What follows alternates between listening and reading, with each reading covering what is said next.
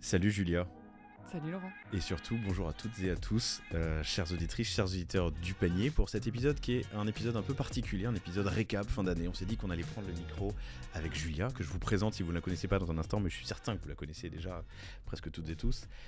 Un épisode récap sur l'année, pour prendre un tout petit peu de hauteur, un épisode un peu plus léger, où je vous propose d'abord de vous... petit feedback très personnel de mon année avec le panier, presque 65 épisodes enregistrés. Il y a plein de choses à dire pour vous qui suivez régulièrement, ou peut-être moins régulièrement le panier. Un feedback aussi de Julien, qui gère le e-commerce chez Cosa Vostra, avec peut-être des tendances, des grands comptes, des sujets qui reviennent régulièrement et que tu penses reviendront l'année prochaine. Un Rex qui va être assez cool, puisqu'on a posé la question à une quarantaine un peu plus, entre 40 et 50 invités du panier, sur quelques questions très simples sur comment était ton année 2023. Pourquoi on a fait ça ? On a fait ça parce que je vois beaucoup d'entre vous, des invités, des auditeurs, des auditrices, en off, à des salons, à des déjeuners, et on se dit les choses, et il se passe beaucoup de choses off. J'allais dire off-market, mais en dehors quand le micro est éteint, et il se dit beaucoup de choses, et on trouvait intéressant de les partager de manière anonyme. Donc on fera ce petit Rex. On vous racontera aussi dans les grandes lignes le récap de ce qui s'est passé sur le panier et de ce qu'on peut espérer en 2024 pour le panier. Et puis je vous raconterai un peu les coulisses du podcast très brièvement. Mais en tout cas, voilà, je suis très heureux de vous retrouver pour cet épisode qui sort On est le 29 décembre aujourd'hui, épisode de sortie, à quelques heures, quelques dizaines d'heures d'un réveillon qui s'annonce festif, je vous le souhaite, et d'une année qui a été vraiment particulière. Un peu en dents de scie, j'ai l'impression, depuis le Covid, il y a 2 ans, 3 ans maintenant. Et voilà. Bon, on commence un peu par ce récap. Alors d'abord, je vous présente Julia. Alors vous la connaissez toutes et tous parce qu'elle a participé déjà à un ou deux épisodes du panier, parce qu'elle était là aux apéros, aux after-work, au petit déjeuner qu'on a organisé. Mais Julia est la directrice e-commerce chez Cosa Vostra. Salut Julia, ça va ? Salut Laurent, ça va et toi ? Bonjour à tous. Alors qu'est-ce que tu fais chez Cosa Vostra ? Mon rôle chez Cosa Vostra, c'est de développer l'activité e-commerce. Et pour développer l'activité e-commerce, qu'est-ce qu'on fait ? On accompagne nos clients sur des sujets qui sont utiles pour ces clients. On travaille des stratégies de design web avec des experts UX UI, du dev aussi, de la refonte de site e-commerce, de l'optimisation de site e-commerce, de l'approche CRO pour améliorer la conversion. On accompagne aussi nos clients sur leur stratégie e-com, leur strat d'acquise, leur strat de contenu et leur strat de rétention client. Et c'est vrai que tu parlais du bilan de l'année. On a vu beaucoup d'e-commerçants se recentrer sur des problématiques de rétention de clients et d'améliorer les perfs de rétention de clients. On dépense beaucoup pour les faire venir. Ça coûte de plus en plus cher. Maintenant, comment est-ce qu'on les fait revenir et comment est-ce qu'on capitalise sur la data first party pour faire revenir nos clients ? Et ça, on le voit à travers toutes les industries. On a le droit, tu crois, de citer nos clients ? C'est toi qui le dis, c'est toi le boss. C'est moi le boss. Non, mais disons-le, il y a eu un invité du panier qu'on a lancé sur Amazon, ça c'était très cool. Je sais pas si eux ils veulent qu'on dise, donc on verra avec eux. Raconte-moi un peu l'émission. Ouais, sur Amazon, ce qu'on fait, c'est qu'on accompagne nos clients pour performer sur Amazon. Ça va de la strat, le prix de vente, quel assortiment, ouverture du compte, et derrière, une fois qu'on est lancé, performance. Optimisation des ads, optimisation du contenu, optimisation des fiches produits, du brand store, lancement à l'international, marketplace en Europe. Mais voilà, l'objectif étant de performer sur Amazon avec l'axe de conseil qu'on développe de aider nos clients à pas cramer tout leur budget en pub et avoir une approche ROI sur Amazon, parce qu'on le sait bien, on peut dépenser beaucoup pour faire venir nos clients sur nos fiches produits, mais s'assurer qu'avec les métriques Amazon, c'est un investissement qui est rentable. Donc très opérationnel et très acquise, mais aussi du plus stratégique. On accompagne des groupes, alors c'est Legacy Brands, mais comme Léa Nature, qui est le premier groupe bio en France sur l'optimisation, la rationalisation de leur écosystème digital. C'est une mission bien complexe, mais très fun. Et hyper intéressante avec, on en parlait, des sujets d'UX, UI et aussi conseil stratégique. Ouais. Donc hyper intéressant sur plusieurs verticales produits, food, home, personal care. Donc, Et intéressant. Un petit enseignement sur 2023 en e-com pour nos clients, pour ce que tu vois toi de... Ce qu'on disait, la rétention. On a dépensé beaucoup d'argent en acquise pour construire des sites e-com qui performent. Derrière, comment on fait revenir le client? Est-ce que c'est avec de la stratégie d'emailing? Est-ce que c'est avec un CRM? Est-ce que c'est en optimisant la perf sur le site avec un compte client, avec une approche CRO? Mais en tout cas, comment, maintenant que j'ai investi sur un site, que pour beaucoup d'entre vous, vous avez refait, je dirais, pendant le Covid et après, du coup, 2-3 ans après. Donc, beaucoup de sites sont assez récents. Mais voilà, comment une fois que j'ai fait cet investissement qui peut être lourd, on le sait, qui prend du temps, qui est la consommation pour vos équipes, comment est-ce qu'on travaille le ROI on-site ou sur ce qu'il y a autour du site, quoi. Ce qui est assez cool, c'est que Julia a passé à gérer de la feed chez Carrefour. Elle a lancé des marques de food. Bah, on peut le dire, Bonne Maman, c'est sur ton LinkedIn. Donc, Bonne Maman et Andros en e-com et en marketplace aux US. Donc, tu as cette expérience qui est assez intéressante. Alors là, maintenant, c'est plus strat, donc on va pas dire les noms, mais dans le pipe de ce qu'on a, le pipe commercial de Cosa Vostra, donc on est le 29 décembre, donc on est en train de travailler notre pipe sur le premier semestre 2024. C'est quoi les problématiques qui reviennent ? Les problématiques, c'est... On n'avait pas préparé cette question. Hein. Ouais, on l'avait pas préparé, mais c'est pas grave. Les problématiques, c'est de la personnalisation de l'expérience, de la personnalisation sur le site avec... tout à l'heure, on présente une proposition d'accompagnement sur un customisateur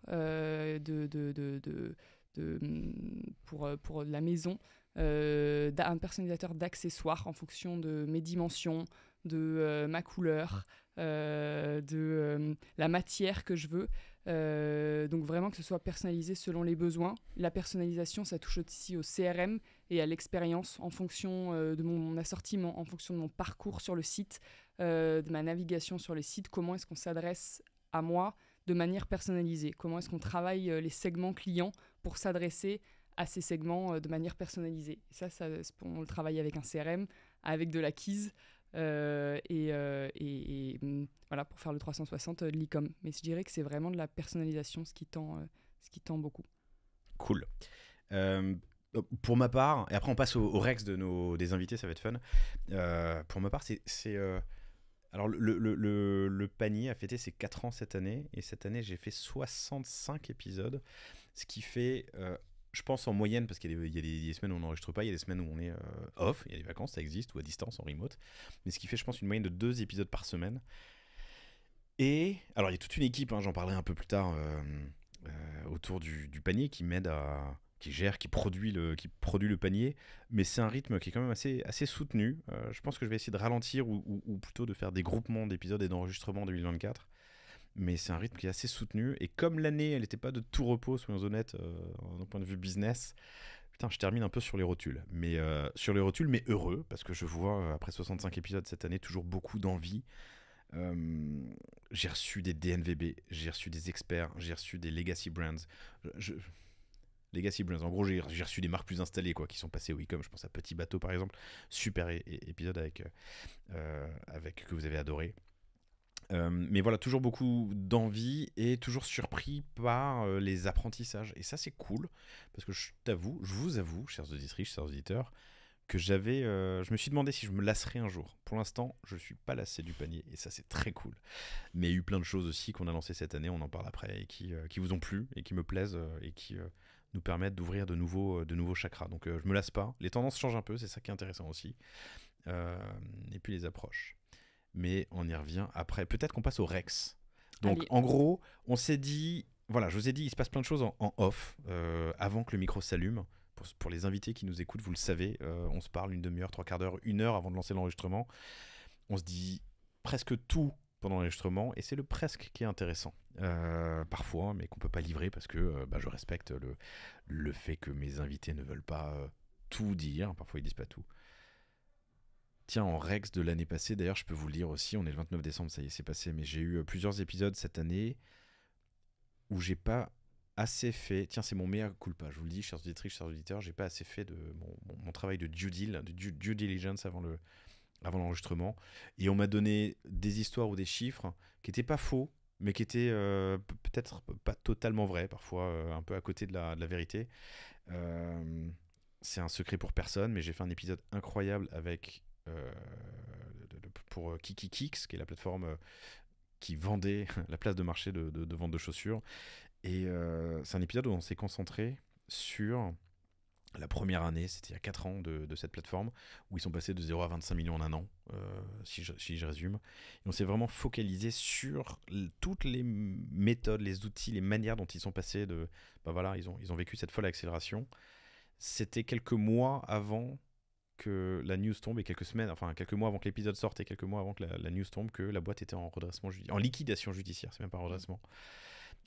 Et typiquement, ça m'a quand même donné une bonne claque parce que vous êtes beaucoup à m'avoir écrit sur LinkedIn, à m'avoir écrit sur les réseaux sociaux pour me dire que c'était surtout que l'épisode est sorti juste 1 semaine ou 2 semaines avant la news, donc c'était vraiment pas de bol pour eux, pas de bol évidemment pour tous les clients qui ont été lésés dans cette affaire et on pense surtout à eux, et pas de bol pour moi qui aurait dû faire plus de due deal sur le sujet. Il y en a eu 2-3 comme ça où c'était un peu voilà, donc c'est pas des histoires qui sont fausses, c'est pas des chiffres qui sont faux, c'est juste qu'ils sont pas totalement, le curseur est pas placé au bon endroit. Ça c'est un apprentissage aussi pour l'année 2024 et je pense faire plus de due deal vérifié sur papers, des cap tables, peut-être demander des chiffres. Alors c'est chiant parce que je suis pas journaliste et moi je vais avoir une discussion, je vais apprendre des choses, mais quand même ça m'a un peu marqué cette année. Je reviens, donc il se passe beaucoup de choses hors micro et le type des questions qu'on a posées, c'est le bilan de l'année en quelques mots, les canaux d'acquisition qui ont été les plus efficaces et pourquoi, ceux qui ont été le moins et pourquoi.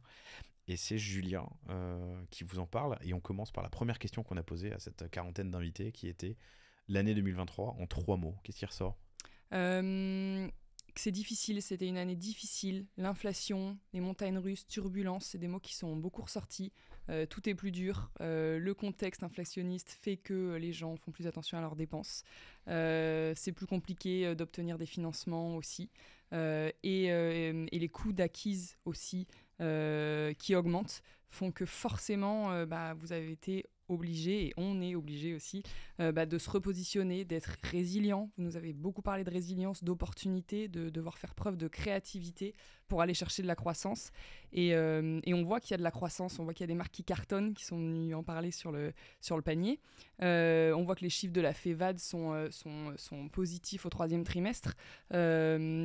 Mais en tout cas, en termes d'opportunités pour les plus résilients, on voit beaucoup d'entre vous qui ont mis en place des événements pour travailler la notoriété de votre marque, sortir des produits aussi internes, penser à de la croissance externe, à développer de nouveaux axes comme le B2B, l'international, pour sortir des sentiers battus, sortir de ce qui a été fait avant et aller chercher de la croissance, parce que c'est une année qui n'a pas été simple après 2022, qui a été très compliquée pour les e-commerçants. Ça fait plus que 3 mots, mais c'était pas mal. C'était un peu plus long, C'était dur, il faut se battre. Et c'était dur pour tout le monde, mais il faut trouver des nouvelles pistes, des relais de croissance, quoi, en fait. Il faut être créatif dans le... Ouais. Ok. Moi, mon sentiment chez Cosa Vostra, c'est que c'est pas 2 fois plus, mais on va dire 1,5 fois de plus d'efforts pour un résultat équivalent à ce qui se passait l'année dernière. Ouais. Le marché est un peu attentiste, surtout là sur ce dernier semestre. Et il y a un autre sentiment que j'ai, c'est que les crises sont des ondes de plus en plus resserrées.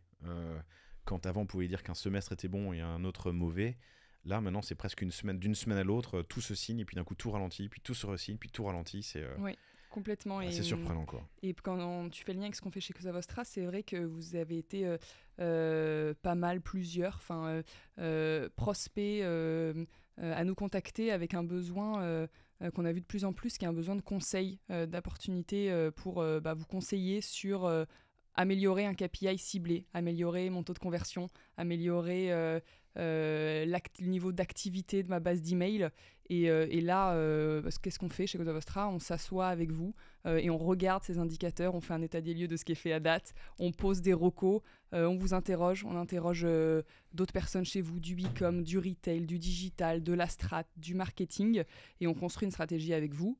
On vous accompagne éventuellement sur le déploiement, mais en tout cas, ce besoin de conseils et de sparring partner, on l'a vu beaucoup se développer, surtout sur le 2e semestre. Ouais. Deuxième question, c'était quels ont été les canaux d'acquisition clients les plus efficaces et pourquoi ? Alors, il y a les classiques qui reviennent toujours. Facebook Ads, le search, le PR, l'influence. euh, mais on a vu aussi de nouveaux canaux. On en parlait avec les coûts d'acquise qui augmentent. Forcément, ça nous oblige à se repositionner. Et on a vu une approche vraiment par channel se développer pour amener des clients. Vous nous avez parlé d'Amazon, qui reste le top pour certains d'entre vous, pour aller capter de nouveaux clients. On le sait sur Amazon, certains clients n'achètent que sur Amazon, c'est 35 millions de visiteurs par mois. Donc peut-être que la marque n'a pas encore la notoriété pour qu'un client vous trouve sur Google, ou en tout cas ça risque de vous coûter hyper cher. Et Amazon peut aussi être un canal d'acquisition de clients. Sur la multiplication aussi des opérations en retail, en physique, avec une approche vraiment par channel, se dire Amazon, le retail, de faire plus d'animation, aller rechercher du contact avec les clients qu'on va capter sur un pop-up, dans sa boutique, en faisant un partenariat de boutique avec une autre marque, si on ne peut pas le faire tout seul, mais vraiment aller chercher ce premier contact avec les clients que derrière vous allez capter et retravailler en ligne. En canal d'acquise, hein. Ouais, okay. Vraiment en canal d'acquise. Clients, les magasins physiques qui ont été clés. Vous avez été plusieurs sur plusieurs industries à nous en parler, sur de la food, sur de la mode, sur de l'accessoire. Et on a vu que ça se développait beaucoup aussi, ouais. Ok. Quels ont été les canaux de rétention clients rétention, j'ai envie de dire rétention CRM. Vous nous avez tous parlé de l'emailing, indispensable, couplé à une bonne stratégie d'acquise. Forcément, on peut être plus performant aussi en emailing, mais il ne s'agit pas de faire de l'emailing à tout va. Vous nous avez dit, par exemple, à condition que ce soit couplé à une bonne stratégie de produit, pour être sûr que les gens reviennent, sortir des produits de manière fréquente et les communiquer aux clients. Enfin, avoir la meilleure strat d'emailing sans strat de produit derrière, ça n'a pas de sens. Donc il est hors de question de ce que vous nous avez dit de travailler l'emailing à part, mais vraiment de le travailler, que ce soit partie de la stratégie marque. Et sur l'emailing, vous nous avez dit, pour beaucoup d'entre vous, de l'emailing, j'en faisais déjà, juste je ne travaillais pas forcément mes segments clients. Et pourquoi travailler ces segments ? Ces one-timers, ces churners, ces abandonnistes, ces clients fidèles, finalement pour s'adresser à eux de manière différente, avec de l'email, avec du push notif, avec un programme de feed, avec du wallet, mais aller davantage travailler ces segments clients, soit on n'avait pas de segment avant, soit on avait 1 ou 2 ou 3 profils assez standards, mais comment est-ce que je vais travailler mes segments clients avec des critères qui font sens pour ma marque ? On l'a vu par exemple chez Cosa Vostra avec un client dans le secteur du voyage, du transport qu'on accompagne. Je crois que j'ai déjà dit, donc on peut dire c'est Corsica Ferries. Hein. C'est Corsica Ferries. La fréquence d'achat de billets de ferry est hyper propre à Corsica Ferries. On sait à peu près combien de temps on achète son ferry avant. On sait qu'on voyage peut-être 2 fois dans l'année max. Ce que je veux dire, c'est que les critères qui permettent de construire les segments sont hyper propres à chaque marque aussi. Et c'est ça que vous avez pour beaucoup été travaillé pour vraiment personnaliser l'expérience et travailler la rétention client. On pourra avoir un mot pour chacun de nos clients, mais je dois dire que Corsica Ferries, franchement, la problématique, elle est oufissime, elle est passionnante. Et ce qui est dingue, moi je vais en Corse depuis toujours. Hein. En gros, on a la chance d'avoir une petite maison là-bas, dans le sud. J'y vais depuis que j'ai 4-5 ans, donc ça fait 40 balais que j'y vais. Et c'est vraiment parce que Corsica Ferries, c'est vraiment une marque de cœur pour moi. Donc j'étais hyper content qu'ils nous contactent via Le Panier. D'ailleurs, ça a été un lead qui est arrivé par Le Panier. Et la problématique est dingue. Et surtout, c'est une petite équipe qu'on a en face de nous. Il y a une dizaine, quinzaine de personnes au siège sur les sujets qu'on aborde évidemment. On est en direct avec le CEO Pierre Mattei, qui est un mec incroyable, mais vraiment, vraiment incroyable. Ça, c'est une belle problématique. Yes. Quelles ont été est-ce qu'il y a la saisonnalité, quelles ont été les périodes les plus propices pour d'acquise clients ? Là, c'est vrai que vous nous avez chacun parlé de la saisonnalité qui vous parle. Si je suis dans la mode, c'est une autre saisonnalité du domaine de l'accessoire, de la tech. En tout cas, ce que vous nous avez tous dit, c'est je travaille les marronniers en prio et j'investis en acquise au moment de mes marronniers, quitte à moins investir en dehors de ces périodes.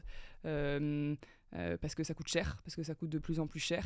Et pour tous, vous nous avez dit, vous êtes concentrés sur ces périodes, que ce soit la fête des mères, la Saint-Valentin, le Black Friday. Vous avez préféré investir plus sur ces périodes que toute l'année. Après, il y a donc miser plus fort sur les marronniers. Complètement. Ok. Et en parlant du Black Friday, on peut faire peut-être une petite aparté allons-y. là-dessus. Se dire que c'était un Black Friday incroyable, avec plus de 70 milliards de dollars de ventes, avec un gros carton sur la mode, le domaine de la mode, du luxe, presque plus 20% pendant le Black Friday par rapport à l'année dernière. Bonne perf en France aussi, on est presque à 10% d'augmentation des ventes en ligne par rapport au Black Friday de l'année dernière. Donc hyper intéressant. Et Black Friday aussi, gros développement des commandes transfrontalières aussi. Beaucoup de clients et puis d'invités aussi. Clients Cosa Vostra invités sur le panier, vous nous parlez de l'international, comment je me développe à l'international, est-ce que je dois avoir un stock déporté ou pas, quelle stratégie pour mes taxes, pour les frais de douane, pour mon inventaire. Et c'est vrai que on le voit, plus de 20% des commandes des marchands français étaient transfrontalières pendant le Black Friday. Donc vraiment, ça se développe et ça continue. Et petit aparté sur les tendances d'achat, on regardait un peu le panier moyen pendant le Black Friday. On était à presque 90 €. Alors c'est aussi porté par l'inflation, mais c'est presque 9% de plus que l'année dernière. Ce qui est plus que l'inflation. Ouais, ce qui est plus que l'inflation. 4 produits par commande, c'est aussi plus que l'année dernière. Et Mobile First à fond. Je crois que c'est en Espagne ou en Italie, mais en tout cas Europe du Sud, que 3/4 des ventes étaient en mobile. Ah ouais. Donc Mobile First, Black Friday, achat impulsif ou pas, mais panier plus important, plus de produits. Donc un bon Black Friday. Ouais, complètement. T'as des chiffres sur le Singles Day, le 11/11 chinois? Non. Il a été bon aussi, et c'est intéressant parce qu'il y avait plein de gens plein d'industries, en tout cas nous on le voit chez nos clients, ou des grands comptes auxquels on parle, qui attendaient de voir les résultats du Black Friday et du Singles Day pour savoir si l'année 2024 serait bonne ou non. Okay. En gros, moi on m'a dit, d'ailleurs tu sais de qui je parle mais je peux pas le dire, non mais une agence partenaire avec laquelle on travaille sur des très beaux comptes. Non mais je peux le dire, 100 degrés, super agence parisienne qui travaille sur des produits plutôt mode fashion, mode et parfumerie. Qui me disait que chez eux c'était souvent un indicateur de l'année à venir, la manière dont se passait le Singles Day en Chine. Et là avec un bon Singles Day et un super Black Friday, j'espère que ça annonce de bonnes choses pour 2024. On sait que la période est compliquée, mais c'est en tout cas un bon signal.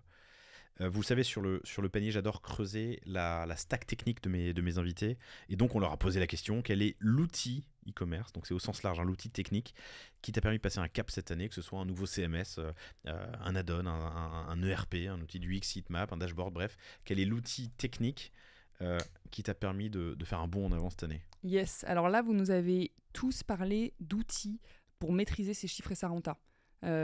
Pilotage, quoi. Ouais, pilotage de perf, de renta, de mon e-commerce. Certains nous ont dit c'est la première chose que je regarde le matin, la dernière chose le soir. Mais vraiment, à l'unanimité, outil de tracking de ma perf. Vous êtes plusieurs à nous avoir parlé de Lifetimely pour vraiment tracker sa LTV, son profit, en intégrant tout ce qu'on peut dedans pour calculer vraiment sa marge nette. Vous nous avez aussi parlé de dashboard interne pour travailler l'ensemble des KPI, du funnel d'acquise, de la conversion et piloter les coûts à chaque étape. Mais vraiment gros focus sur les outils de maîtrise et de pilotage. Deuxième volet, vous nous avez parlé beaucoup d'outils pour l'international. Vous nous avez parlé de Globally, de Shopify Market qui a été lancé en 2011, il me semble, pour la vente hors France. Vous nous avez parlé aussi d'Elyn, ELYN, pour la gestion des échanges produits et pour baisser le taux de remboursement. Alors j'ai vu une démo, c'est ouf. Hein. Ouais. Et je crois que, je vais pas dire de bêtises, c'est pas Michael Benabou qui est chez eux, je sais plus. J'ai vu une démo, c'est ouf. Ouais. Donc en gros, ça permet de limiter pas le cashback, le remboursement, yes, en permettant de mieux échanger vers un autre produit, vers une autre taille, vers une autre... limiter la friction, donc que ce soit plus agréable pour l'utilisateur et surtout d'orienter vers un échange plutôt qu'un remboursement. Ouais, carrément. Et vous nous avez parlé aussi de Kimayo pour le B2B, pour digitaliser son catalogue B2B. Comment tu l'écris ? Kimayo. Kimayo. Kimayo. Kimayo. Et voilà, vous êtes plusieurs à nous en parler pour vraiment développer l'axe B2B, qui est un chantier prio pour l'année prochaine. Du coup, ça me fait une magnifique transition pour la question incroyable. d'après. On dirait que tu as fait ça toute ta vie. Non. Voilà, on vous a demandé quel est votre chantier e-com prio pour l'année prochaine. On a eu beaucoup de choses, mais de ce qu'il en ressort, le B2B, vous en avez tous parlé. Avoir un site B2B, aller démarcher un nouveau canal B2B. Je suis une marque d'accessoires, je vends en D2C et je vais chercher des hôtels, je vais chercher des restos, chercher des chaînes d'hôtels. Vous êtes beaucoup à nous en avoir parlé, donc d'où Kimayo. Vous nous avez parlé aussi de en classique e-commerce d'SEO pour essayer de travailler, baisser la dépense au paid et dépendre moins au paid. Vous nous avez tous beaucoup parlé du SEO. Vous nous avez parlé d'outils CRM, fidélisation, parrainage, recommandation de client à client, programme d'avis client, UGC, travailler... Donc, meilleure intégration de ton client et de ses avis, de ses commentaires, de ses photos, de ses assets dans ta strate de com. Exactement. Ou strate produit au sens produit digital, ton site. Quoi. Okay. Et vraiment... empowered le client pour partager son expérience autour de lui. Empowered, je l'ai dit, j'ai vraiment fait un énorme anglicisme à force d'écouter le panier. On a le droit.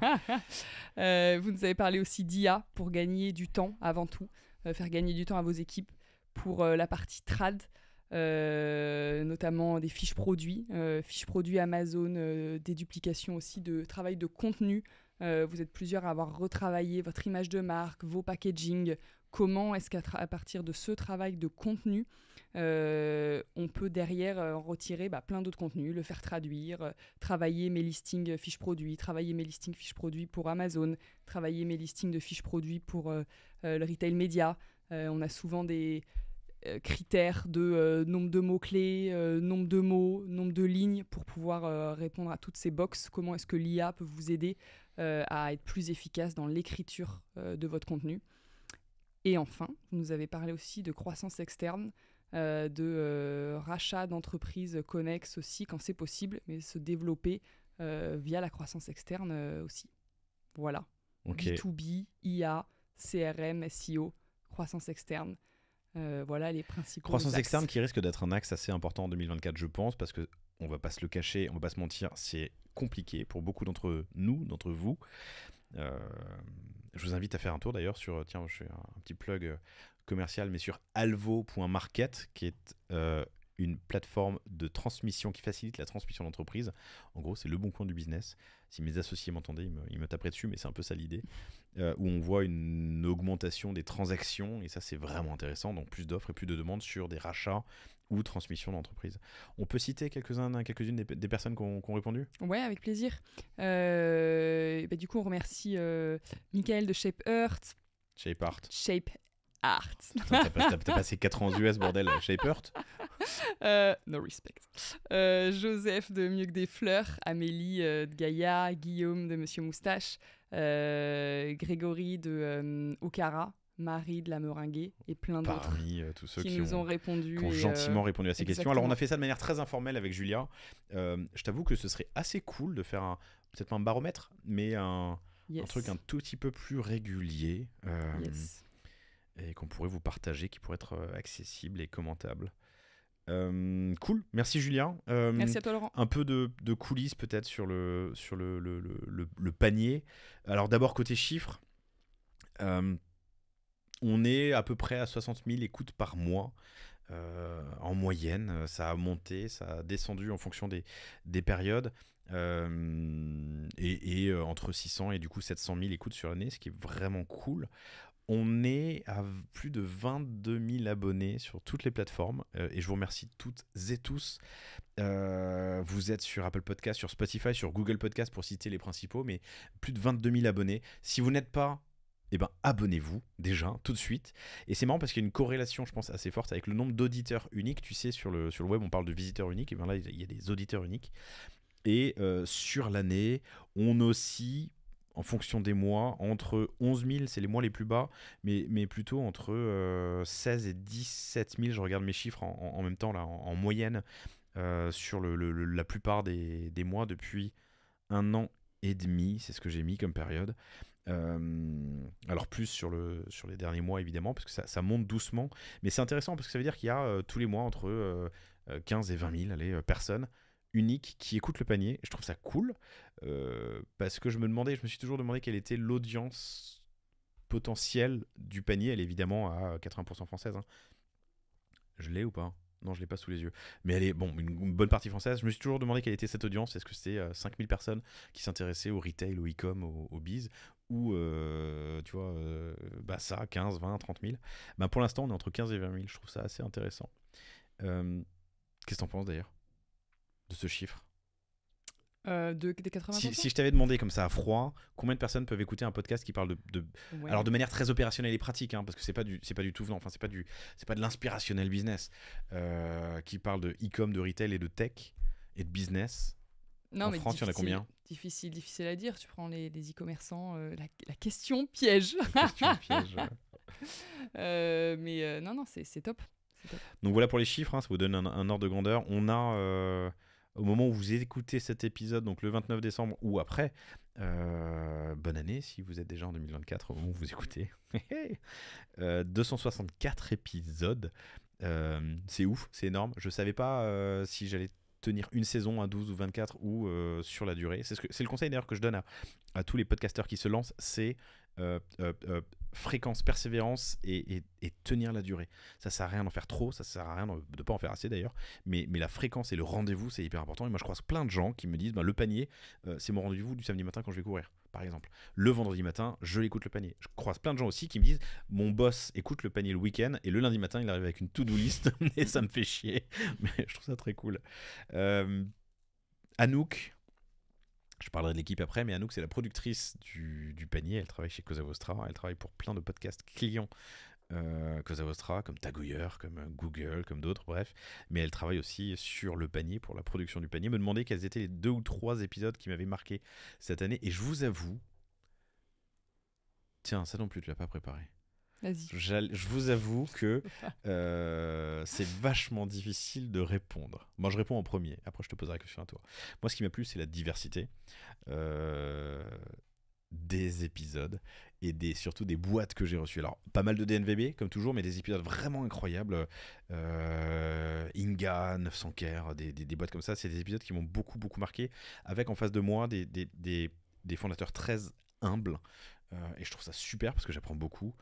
Il y a des épisodes plus storytelling, mais Bocu, c'est un épisode incroyable avec William. Montaigu, son nom m'échappe, je suis désolé William, tu m'excuseras. Mais cet épisode est ouf, et je vous invite, et surtout que Bocu, c'est hellobocu.com, c'est vraiment c'est un produit fun et un storyteller incroyable. Et là-dessus, beaucoup à apprendre. Les legacy brands, ces marques qui ont... Yes. Tu vois, plusieurs dizaines d'années, plusieurs centaines d'années pour certaines d'entre elles, mais Petit Bateau, c'était super, un grand acteur de l'omnicanalité. Pardon, j'ai vu une notif et j'ai perdu mon fil. Petit Bateau. Fauchon, avec Pauline. Yes. Pareil, super épisode et vraiment beaucoup d'enseignements. C'est intéressant de voir comment le digital, le e-com vient s'insérer dans des boîtes qui ont besoin de se transformer. Je fais beaucoup de gestes avec mes bras. La série spéciale que je fais avec Michael de Shapeart,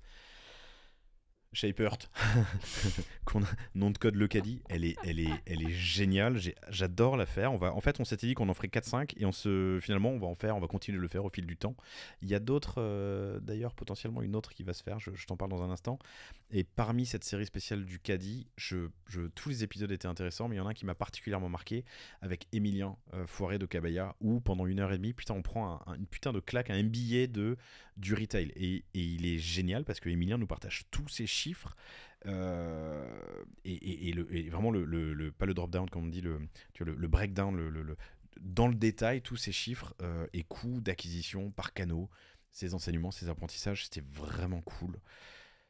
Je fais un big up à Emilien parce que c'est un mec qui est donc le cofondateur de Cabaya, qui doit faire 60 millions d'euros cette année, qui vise les 100 millions l'année prochaine ou dans 2 ans, dont presque les 2 tiers en ligne. Emilien répond à beaucoup de gens tout le temps. Il est très comment dire, accessible et partage facilement. Et ça, je trouve que dans le milieu entrepreneuriat, de toute façon, les entrepreneurs partagent beaucoup et ça, c'est cool. Lui, il partage encore plus. Et ensuite, il y a eu des épisodes aussi un peu plus particuliers avec des experts. Je repense à Maxime Garric de Get Inside sur le retail média. Et pas impossible qu'on se fasse une petite série spéciale sur le retail média avec Maxime, justement en co-host. Ça peut être intéressant aussi dans ces verticales que j'aborde, comme avec Emilien sur le caddie. Maxime de Get Inside. Get Inside, c'est une spécialiste du retail média qui est en train de se développer, une startup qui va exploser. Franchement, c'est incroyable. Le mec est brillant, c'était cool. Et puis, ça a été aussi l'année de l'épisode le plus écouté de l'histoire du panier, l'apéro. L'apéro du panier que j'avais enregistré avec Nuo, Shanti et Jaipar toujours, où on s'est dit plein de choses qu'on se dit pas toujours, mais c'était un peu le off du micro. On a parlé de vie privée, on a parlé de burn-out, on a parlé de travail, d'association. C'était très très cool, ça vous a beaucoup plu. Bon voilà, quelques épisodes parmi les nombreux qu'on a enregistrés cette année et qui m'ont plu. Il est d'ailleurs dans le top 5, hein, la 200e. On prend l'apéro. Putain, 200e, ça date. On prend l'apéro, c'était très très cool. Mais ceux qui ont fait le plus d'audience cette année, le premier c'était le 201. C'est marrant, ils se suivent tous. Le 201, c'était S'affranchir de Google et Meta, un épisode que j'ai enregistré avec Mathieu Secarelli qui vous a beaucoup plu. Je pense qu'on va faire la revanche dans pas longtemps avec Mathieu. S'il m'écoute et qu'il m'entend, tu es le bienvenu. Mais on en a parlé, on en a parlé pour début 2024. Il y a eu Circle Sportswear. Circle Sportswear, c'est des vêtements de sport en textile recyclé, en bois recyclé. C'était l'épisode 202. Ils sont passés sur Ulule. Enfin, ils sont lancés sur Ulule, ils sont passés à M6 et ça cartonne. Il y a eu 900 Care, j'en ai parlé tout à l'heure, 900.care, qui est rentré puis ressorti d'une stratégie de distribution en omnicanalité. C'était passionnant. Et donc, le dernier du top 5, mais dans ce top 5, il y a Emma. Et Emma, c'est ouf parce que c'est 875 millions, c'est presque 1 milliard en ligne sur des matelas en 7 ans. Et on détaille toute cette approche, comment est-ce que ils ont réussi à faire presque 1 milliard en ligne en l'espace de 7 ans, ce qui est quand même juste incroyable sur des matelas, une industrie qui se réinvente. Les nouveautés aussi 2023, je pense qu'il est important de le faire, d'en parler, c'est le compte Instagram que j'avais lancé l'année 1, qui est resté très endormi pendant quelques temps et puis qu'on a relancé là cette année en 2023. Presque 20 000 followers à date alors qu'on partait de 200, 300. Enfin non, pire que ça, on l'a relancé parce qu'on n'avait plus les codes de l'ancien. C'est vraiment une connerie ça. D'ailleurs, on a galéré pendant 6 mois à essayer de récupérer les codes de l'ancien et c'était impossible. Je pense qu'on est beaucoup à être passé par là. Si j'avais un conseil business à donner, c'est que votre compte Instagram, vous mettez au chaud le mot de passe et le login, vous le partagez à personne et vous le sécurisez bien quelque part. Bref. Donc on a créé un nouveau compte, lepanier.podcast sur Instagram, presque 20 000 followers. Je pense qu'on aura passé les 20 000 quand vous écouterez l'épisode, donc ça c'est très très cool. On s'est mis à la vidéo aussi, d'ailleurs cet épisode, chers auditrices, chers auditeurs, je ne l'ai pas dit au début mais est filmé, donc vous pouvez voir Julia, vous pouvez voir moi. Ils sont tous disponibles sur YouTube, vous tapez Le Panier, Laurent Kretz parce qu'ils sont sur mon compte. Vous les trouverez, mais on met aussi des reels du coup sur Instagram, sur TikTok où on a aussi une dizaine de milliers de followers, c'est assez cool, et sur la page LinkedIn du panier. En tout cas, tous les liens seront dans l'épisode. Sur Insta, on a fait un buzz de ouf d'ailleurs avec une vidéo de Omi, Hugo Bernstein, Omi.so, je ne veux pas dire de bêtises, à chaque fois j'ai un doute quand ouais, c'est Omi.so, qui est une plateforme qui vous permet de créer des assets à la volée à partir d'objets 3D. Des assets photos ou vidéo dans un back-end en ligne. Il y en a d'autres qui existent, mais c'est Omi que j'ai reçu, qui cartonne. Et Omi a été co-fondé par Hugo, et Hugo a passé pas mal de temps chez Facebook.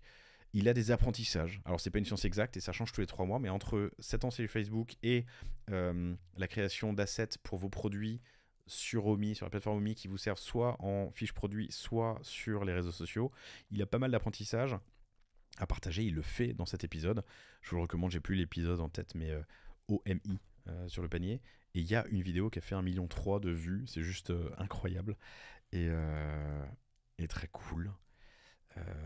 On a aussi mis en place un nouveau truc. Alors ça, vous pouvez me dire sur LinkedIn si ça vous plaît ou pas, mais on met des extraits vidéo avant la sortie de l'épisode. Tiens, toi qui est obligé d'écouter le panier parce que sinon t'es viré. Non, c'est bien les extraits. Non, c'est top. Extrait sous-titres, je pense que on voit pas mal de retombées. Ouais, c'est vraiment pas mal. Un immense merci aussi à Grégory Perrin de Okara, qui a participé aussi cette année. On a tenté un truc, c'était des lives avec des audits. C'était hyper sympa. Moi, je trouve que c'était pas satisfaisant parce que c'est d'un point de vue technique pas facile à mettre en place. Et il y avait un peu des freins, mais les résultats étaient vraiment super. Vous avez beaucoup aimé. Un immense merci à Greg, qui lance d'ailleurs un événement e-com qui s'appelle le e-com Day. C'est ecom.day, ecom.day. Ça aura lieu le 25 janvier, c'est dans 20 jours, donc ne ratez pas l'épisode, ne ratez pas l'événement, c'est en ligne, et de mémoire, je crois que c'est complètement gratuit. Je crois que c'est ça, c'est gratuit en ligne le 24 janvier, pas mal d'intervenants triés sur le volet au top, je vous le recommande. Qu'est-ce qu'on a fait cette année aussi? On a fait le premier petit-déj à Bordeaux avec toi. Yes. Et des auditeurs du panier et des invités du podcast. Et c'était super. Et c'était très cool, on était une quarantaine de personnes, on a parlé business, on a autour d'un café, on a enregistré quelques épisodes d'ailleurs. Yes. Et ça, on va le refaire, et j'aimerais bien le refaire, ça vous donne un avant-goût de 2024. Yes. On a fait l'apéro. On a fait l'apéro des invités du panier, ça on l'a fait au bureau chez Cause Vostra à Paris. Ouais. Et je pense que 2024, on refera un ou deux autres apéros d'invités. Ça c'est cool de se retrouver entre commerçants et commerçants. Et d'autres petits déj. J'ai envie d'aller à Lyon, j'ai envie d'aller à Nantes, j'ai envie d'aller à Strasbourg, d'aller dans ces villes où... Putain, je vais dire un truc de connard, alors que je suis moi-même je suis strasbourgeois, je suis pas parisien. Bref, d'aller là où la lumière est peut-être moins pointée, la lumière des médias est peut-être vrai, moins pointée. Ouais. Je dis des choses vraies, donc tu valides. Tu corrobores, j'adore. Non, mais c'est vrai que c'est aussi l'idée de sortir de Paris, et pas de faire que des événements à Paris et d'aller vous rencontrer là où vous êtes. Et d'ailleurs, quelques-uns des épisodes qu'on a fait cette année ou bref les dernières années avec Story Rideau, avec Pharmazone, avec As de Carreau, j'en passe, sont des beaux e-commerçants, des belles histoires entrepreneuriales en dehors de Paris et sur lesquelles les projecteurs sont moins portés et que vous, chers auditrices, chers auditeurs, avez adoré. Ça a été aussi l'année du premier Afterwork et j'espère qu'il y en aura plein d'autres l'année prochaine. On a fait un Afterwork il y a quelques semaines avec Shopify, en partenariat avec Shopify. En gros, c'était une table ronde, 1 heure de talk et de discussion, et puis ensuite apéro et grignotage. Et il y avait autour de la table Emilien Foiré, l'incontournable de Cabaya. Il y avait Pasquale de Rémi Cointreau et Clara Gervais de Isée. Son nom m'échappe. C'était passionnant, ça vous a beaucoup plu. Et d'ailleurs, le replay est disponible, donc allez sur live.lepanier.io pour voir le live de cette discussion. C'était vraiment très très cool. On a aussi fait un guide e-com avec Tu veux nous quitter? Alors vous ne le savez pas, mais Julia doit justement, elle a un call. Je t'autorise à partir. Bon, ça marche. Merci. Merci à toi. Tous. Merci à toi. Et bonne année. Ça marche. Et moi, je continue. Donc, on a aussi fait un guide avec Shopify. C'était vraiment très cool, qui était à télécharger sur guide.lepanier.io. Des invités assez incroyables pour ce livre blanc que je vous recommande. Toutes les personnes qui l'ont téléchargé et lu, parce qu'il faut faire les deux, m'ont dit à quel point c'était riche. Et voilà, ça fait pas mal de nouveautés en 2023. En 2024, moi, ce que j'adorerais, c'est continuer à rajouter plus d'humains et de rencontres dans le panier. Je vais bloquer la caméra sur moi parce que ça sert à rien. Est-ce qu'on peut faire ça? Je ne sais pas si on peut faire ça. Je vais essayer. Pardon. Encore plus d'humains et de rencontres avec vous, les auditeurs, les invités du panier. Donc des petits déj, des apéros, peut-être une tournée en France. On a parlé de Biarritz, on a parlé tout à l'heure de Nantes, Lyon, Strasbourg, Marseille, pourquoi pas. Donc voilà, encore plus d'humains et de rencontres.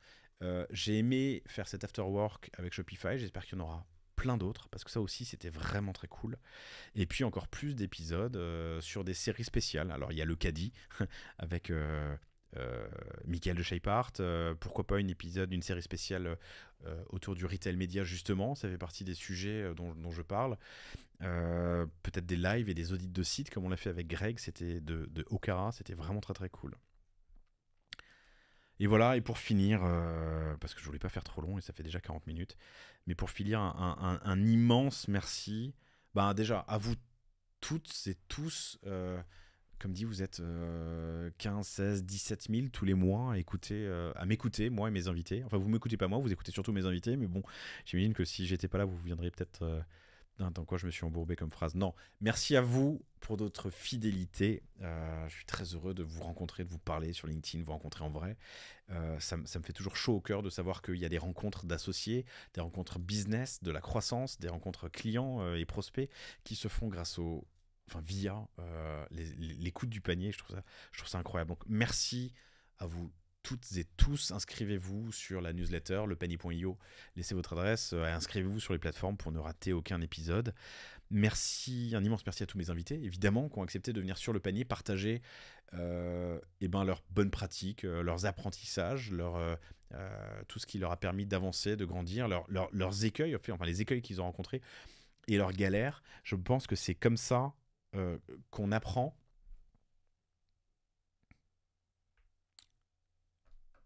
C'est comme ça qu'on apprend.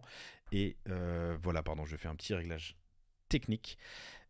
C'est comme ça qu'on apprend. Et donc, merci à eux parce que c'est pas facile de venir partager ce qu'on sait. Ça nécessite de savoir prendre de la hauteur et du recul. Parfois, ils le font dans des périodes business qui sont difficiles. Et moi qui ai été entrepreneur presque toute ma vie, je sais à quel point il est difficile, challengeant en tout cas, de venir parler à des conférences, dans des interviews, au micro, quand ça va mal et qu'on est dans le dur. Et le dur, on y est quand même beaucoup en ce moment. J'ai une orga chez Cosa Vostra qui me permet de publier ces épisodes presque toutes les semaines, parfois 2 fois par semaine. Et je les remercie infiniment de tout mon cœur. Il y a Anouk, dont je vous ai parlé, que j'ai invité, mais qui préférait me laisser faire cet épisode moi-même. Anouk, qui est formidable et qui gère incroyablement la création de podcasts pour moi, mais aussi, pour nous chez Cosa Vostra, mais aussi pour nos clients.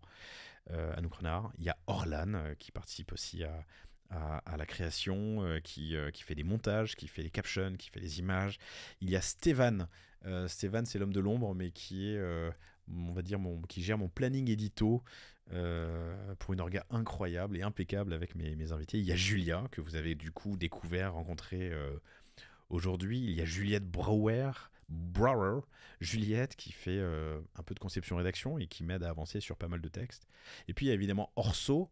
Orso, c'est une start-up qu'on a cofondée avec Thomas et Christopher, Thomas Lombert et Christopher Siminelli. C'est une régie de podcasts indépendants qui représente, monétise, fait la promotion, qui organise la croissance d'une 30aine de podcasts à date sur des verticales business, finance perso, entrepreneuriat, et qui du coup assiste. Vous connaissez Génération Do It Yourself, Le Panier, mais là il y a aussi La Martingale, Mediarama, The Bold Way, il y en a plein d'autres. Orso Media, une super startup et surtout énormément d'enseignements. Et puis enfin, merci à tous mes partenaires sans qui le podcast ne serait pas possible. Il y a eu Email Club, Legal Start, Conto, Comexposium avec le One-to-One Monaco, les One-to-One à Biarritz, Salesforce, Shopify, Molly, j'en passe, qui rendent Bivouac à l'époque. Bref, il y en a plein qui rendent possible le panier et qui en tirent évidemment énormément de valeur puisque ça leur permet de communiquer auprès d'une audience qui est qualifiée sur leurs produits, leurs services. Voilà, on a fait un grand tour. Merci je vous le redis, merci à vous. N'oubliez pas de vous abonner, de partager les épisodes qui vous plaisent. Si vous avez des questions, j'essaie de répondre au maximum sur LinkedIn. Alors j'ai parfois un peu de retard, mais normalement je réponds à tout. Il m'arrive de répondre avec 1 an de retard, mais ça c'est vraiment très rare.